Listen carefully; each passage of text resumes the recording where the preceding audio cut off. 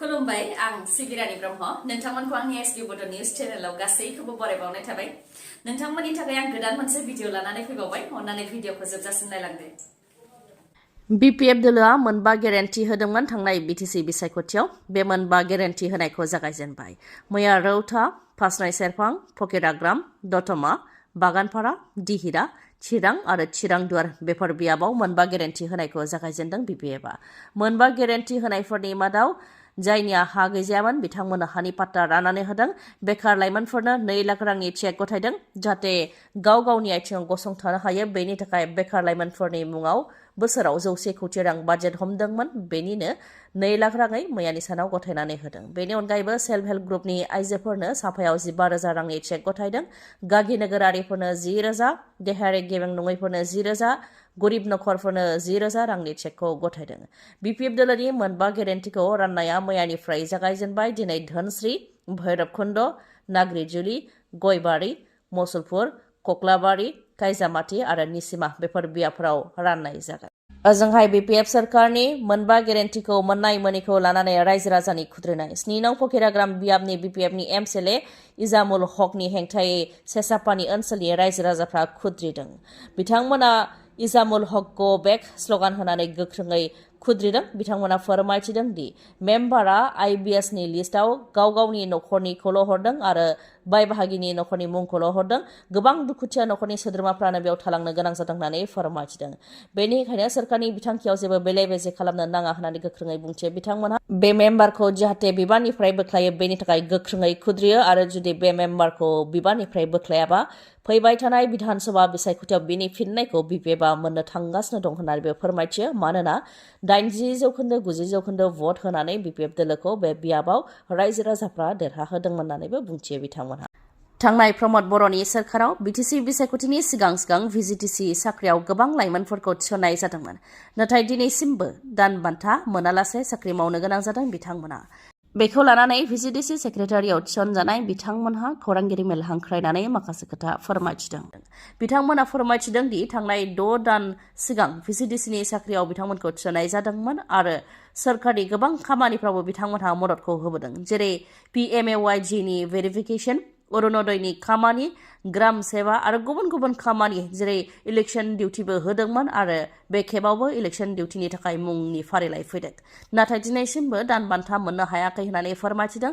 जायनि थाखाय नखरखौ सालायनायाव गोबां जेंना मोननो गोनां जादों लन लानानैसो नखरखौ सालायनो गोनां जादों मानोना नखर सालायनायनि बिबाना दङ होननानैबो फोरमायथियो भिजिटिसि साख्रि मावनायफोरनि मादाव खायफाया रेगुलार साख्रिखौ एंगारनानैब्लाबो बे साख्रियाव जयेन जादोंमोन बा बे साख्रिखौ मावफैदोंमोन होननानैबो फोरमायथियो लोगोसे फोरमायथिबावदि गभर्नरआ नटिफिकेशन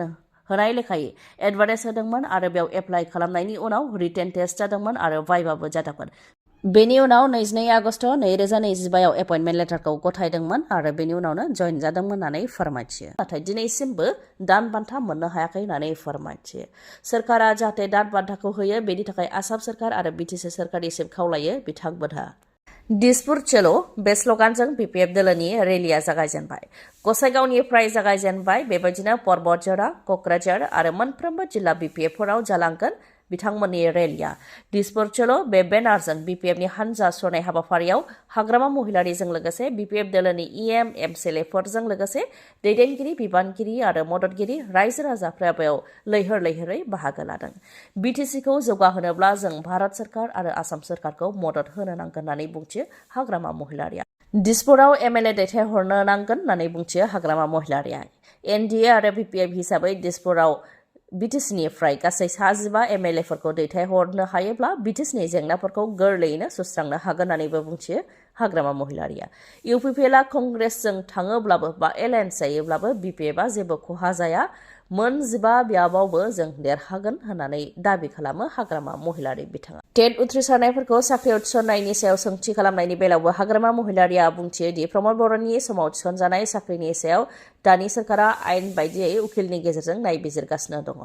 थिसनथाइ होनाया दाजाथावना नङा बिसायख'थिनि उनावसो जागोन होननानैबो बुंथियो हाग्रामा महिलारिया हानजा सुरनाय हाबाफारियाव बाहागो लानानै बिपिएफनि दैदेनगिरि रेन्जय बर'आ बुंथियो दि बे बिधानसभा बिसायख'थिनि उनाव इउपिपिएल दोलोखौ बिदाय होनो नांसिगौ मानोना इउपिपिएलआ बे समाव सरकाराव गैया बेनिखायनो गोरों गोरा लाइमोनफोरनो साख्रि होनो हाया आरो सेल्फ हेल्प ग्रुपनि आइजोफोरनोबो जेबो होनो हाया। थांनाय 5 बोसोराव इउपिपिएलआ जेबो मावाखै, जोंनि बिटिसिखौसो फोजोबस्रांदों, साख्रि होनो हानायनि गोहोखौ फोजोबदों, इएमनि गोहोखौ फोजोबदों, जेराव इएमफोरा मन्त्रि रेंक दंमोन, मोन 6 बिफानखौ दिसपुराव हरदों। दा बिपिएफआ सोरखाराव फैनाय लोगो लोगोनो बेफोर गोहोफोरखौ लाबोफिनबाय होननानै बुंथियो रिन्जय बर'आ।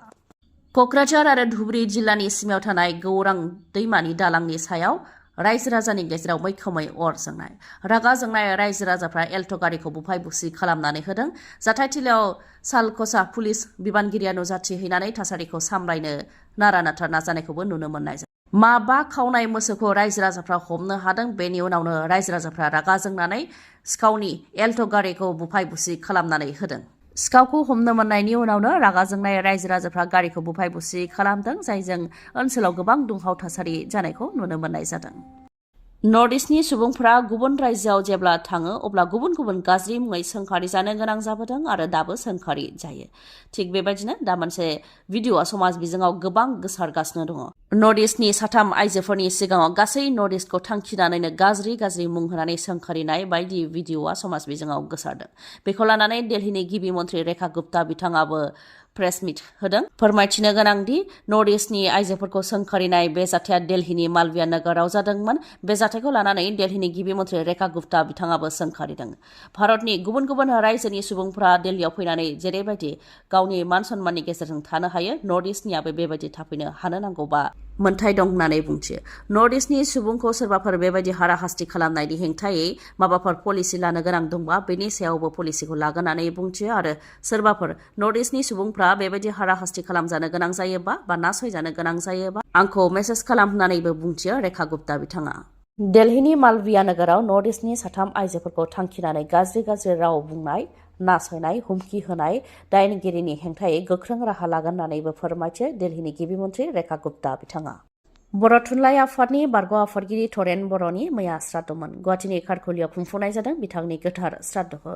जेराव आसाम आयेन आफादनि बुंथिगिरि बिस्वजित दैमारि, क'क्राझार लकसभा बियाबनि एमपि जयन्त बसुमतारी, पद्मश्री डक्टर मंगलसिं हाज'वारि, प्रमद बर', बिकेडब्लिउएसनि गाहाय मिहिनेश्वर बसुमतारी आरो गुबुन गुबुन दैदेनगिरिफ्रानो बेयाव बाहागो लादों। बर' थुनलाइ आफादनि बारग' आफादगिरि सुरत नार्जारि आरो दानि आफादगिरि गपिनाथ बरगयारि बिथांमोनहाबो बेयाव बाहागो लादों। जायनाखि बर' थुनलाइ आफादनि बारग' आफादगिरि थरेन बर'आ गोलाव समनिफ्रायनो बर' हारिनि जानानै खामानि मावबोदोंमोन। बेनिखायनो बिथांनि सारादुआव बिथांखौ मान बावनो थाखाय गुबुन गुबुन आफादनि दैदेनगिरिफ्रानो थांनानै बिथांखौ बिबारजों मान बावहैदों।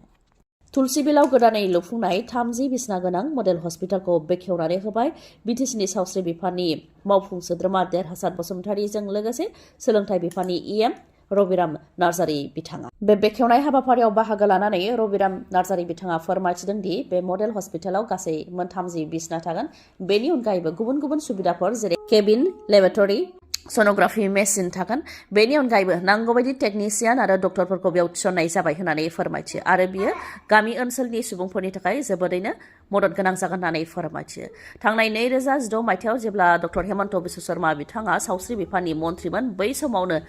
बेफोरखौ मावनो थाखाय सेंसन खालामनानै लाबोनाय जादोंमोन होननानै फोरमायथिदों। बे लेखायैनो दा बे मडेल हस्पिटालखौ बेखेवनाय जाबाय होननानै फोरमायथियो इएम रबिराम नार्जारि बिथाङा। दिनैनि भिडिअ'आ एसेनोसै। गाबोन आरो गोदान भिडिअ'जों लोगो मोनफिनबावगोन। नोंथाङा दासिमबो आंनि चेनेलखौ साबस्क्राइब खालामाखैबा अन्नानै साबस्क्राइब खालामदो, लोगोसे लाइक, कमेन्ट आरो शेयार खालामनो दाबाव। गोजोन्थों।